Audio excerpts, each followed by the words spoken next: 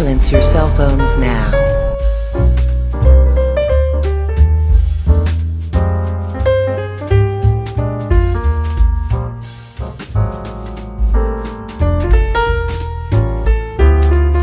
Sympathy marches. I'm very aware of that, Mr. Hoover.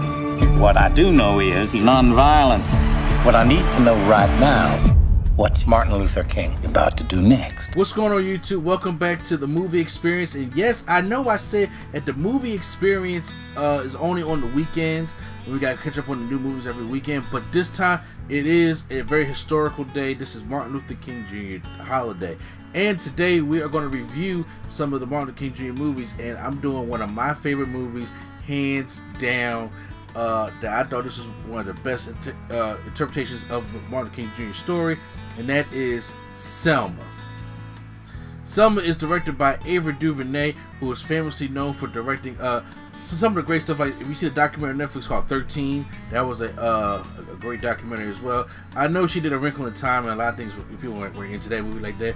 But Selma, when it first came out, this put Ava DuVernay on the map because it was between either her or Lee Daniels doing this movie, and Lee Daniels at the time took note to do The Butler. Now don't get me wrong, I do enjoy The Butler, and I think The Butler I will be reviewing for Black History Month as well. But when it comes to Selma, I think Ava DuVernay was the perfect one to capture this. So this is the story of Martin Luther King during 1965, during the when he's trying to go for the Voting Rights Act.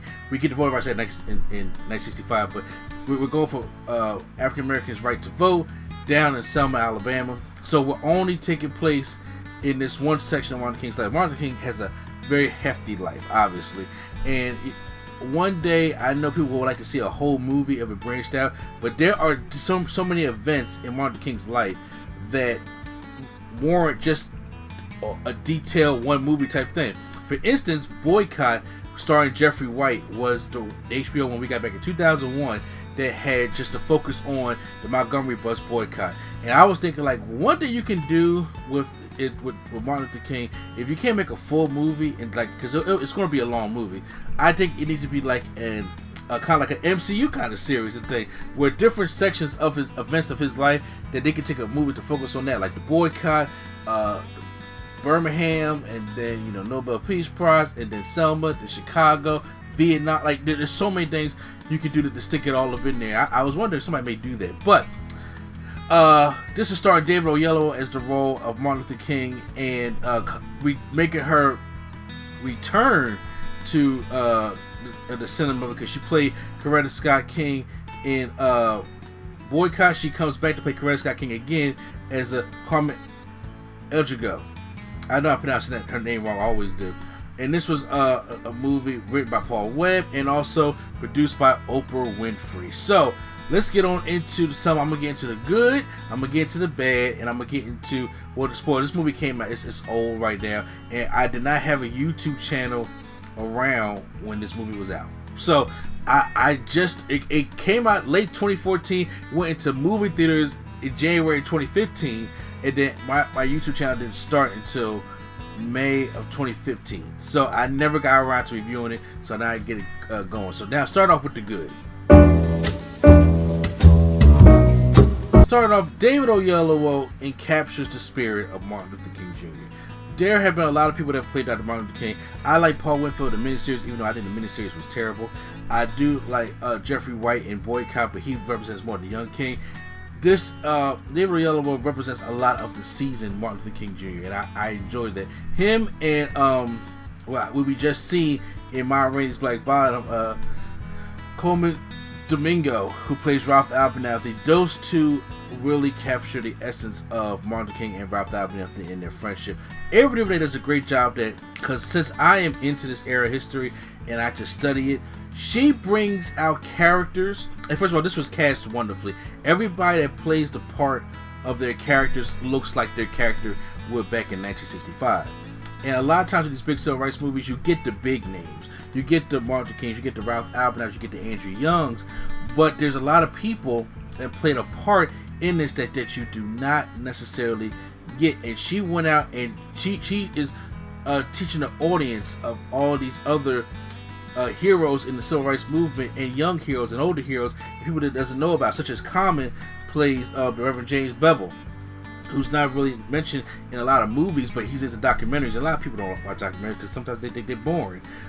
Tessa Thompson plays Diane Nash. She does a great job as Diane Nash. They bring in John Lewis. Now, John Lewis, obviously, we know about John Lewis. A lot of people know more about the role of John Lewis, especially after this past year. And of course, you know, a lot of people really know John Lewis, but they don't. But she brings John Williams in here. Hosea Williams comes to mind. Jimmy Lee Jackson, played by Lakeith Stanfield, who did a great job as well. Fred Gray and all these other people, even James Orange. These are all SCLC members that played an important part of what happened down in Selma, Alabama, and going on into that. So I like how she takes time to introduce us to a lot of new characters, also while still putting the spotlight on the main players, but also putting the spotlight on them too, and show that they had a significant role in this plot. And one thing I liked about the movie also is that it wasn't just, okay, this place has a problem, we're going to march, we're going to piss the white folks off, we're going to get our rights to vote, and that's what's going to be. No. Ava DuVernay humanizes these things, because you got to understand that in this time, there's a lot going on, and it's like the whole town is against you. You are a mark in that town. You coming in there, and to their eyes, to stir up trouble. So you're already a marked man to be dead. She shows the human side of Martin Luther King in this movie, where he's not a martyr. He's not the saint that a lot of people put him up to be, and because he was non-violent. That King has flaws, like every human being on this earth has flaws. Okay, and then some are greater than others. You know what I'm saying? And even with him doing so much good, he had flaws, and he was scared a lot of times. And then going into it, we look back at history like, wait, they took care of that problem. He didn't die to 68, but in King's eyes, he was supposed to be dead that day. So she brings a lot of human aspects to it, even when it comes to the FBI and mailing the letter to Coretta's house about him cheating on her. Like, that was a very tough scene that she did put in the movie. There was also the scene where Malcolm X comes to Selma, and then he didn't like Malcolm X coming to Selma and stirring up all the trouble of all the good that they have done down south, because he was all up in the north. And they don't usually put that or talk about that when they talk about Selma, when it comes to like kind of movies, stuff like that, or even small kind of documentaries. So those things, as somebody who watched the movie, I appreciate that. I grabbed onto that, and I loved all of it. And it wasn't that black folks are all unified at that time. They showed that the SNCC didn't like SCLC coming down there and getting up in their business. They felt as though that they can do the job better than SCLC, but the people wanted Martin Luther King to come down. That's why James Farmer and John Lewis, they was clashing heads. I like seeing that. It shows reality. Everybody's not the type, because we're black, we all gonna get along and go out there and do this. That's the same thing what's going on in this country right now. Just because everybody's black, and you feel as though it's like, okay, well, you can ask 13 different people what Black Lives Matter means, and you'll get 13 different answers. Okay, so there's always so many different ways to try to handle things, but I'm saying, there's going to be a difference of opinion, and she put that in there, and I think that was really good. Tim Roth comes here as George Wallace. I think he did a great job as that. Like, he made me really hate him. So that was his job in here, and he got a lot of name actors here that even play smaller roles, but they are bigger actors that are playing a part. Oprah Winfrey, Cuba Gooding Jr., just name a few. So they were really, really good in the movie. Now I really can go on all day about this movie without now stopping to talk about how many things I like. Let's get into some of the things about the bad that probably could have been done better. So when it comes to the bad, some of the things I like, there was these slow motion shots that Ava DuVernay used, to the point I was just like, I understand it's trying to capture the moment and the impact, and I think it just went on just a little bit too long. Look, if I watch Zack Snyder stuff, okay, so I'm a fan of slow motion stuff, but there were times I was just like, pick it up just a little bit. It comes like just a little bit too long, but it doesn't hurt the movie by no means at all. And it's a personal thing of mine. It's just like every time we do a period piece movie where we talk about one certain thing, we get all the details leading up to it, but then when we get to the end, like the victory march, we kind of like rush through the end, and I'm like, I would have liked to seen, you know, when they make it to the end, and then him, instead of making it did the march from Selma to Montgomery, and then he did the speech at the Montgomery Capitol. But I would like to them see the voter, you know, have them sign, and then Johnson signed the Voter Rights Act, and you know how some of the people that came down there to help them out. I mean, they did talk about a lot of people. They know a lot of the people that came down to help, like James Reed, you know, the white pastor that came down who was killed. So they do go into that. And like I said, these are nitpicks of mine because of how into the history I am.